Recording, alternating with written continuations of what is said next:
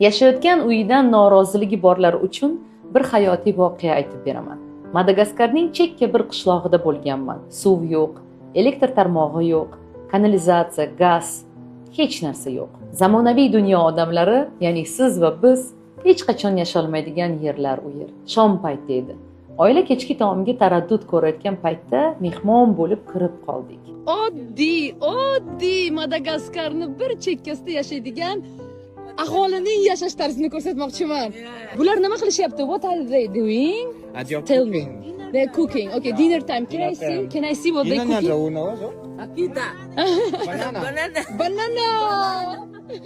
Banana. Wow! Banana.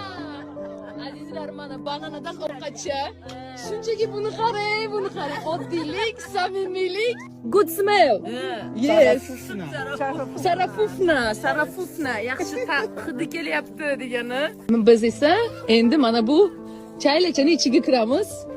Mana ularning hayot tarzi, mana ularning bori. Kiramiz va bu oddiy odamlarning mana kravati, tushunishingiz uchun, mana kravati shunday ochadi, mana shu yerda yotadi. Mana narsasi bor yo'g'i shu. Mana shu oddiy oilaning shunchaki uychasi mana. Nechta odam bu yerda yashaydi? 8. Yeah, parents with children. Bir sekund uchun sizga fakt. Mana shu uyda, mana shu xonada, mana shu xonada, mana 3 metrga 2 metr 3 ga 2 gilamimiz. Prosta oddiy bitta xonadagi gilamimiz 3 ga 2 da 8 ta odam yashaydi. 8 ta odam. Ota-ona va farzandlar. Bu hazil emasmi? It's not joking. People here in the countryside, they are just living in one room. They can be 5, 6, 8. Like this house. Yeah, like this house.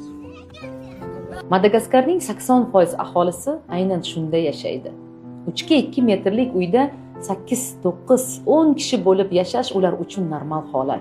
Qorin to'ydirish uchun katta dasturxon ham, pishiriqlarga to'lgan har xil ovqatlar ham yo'q.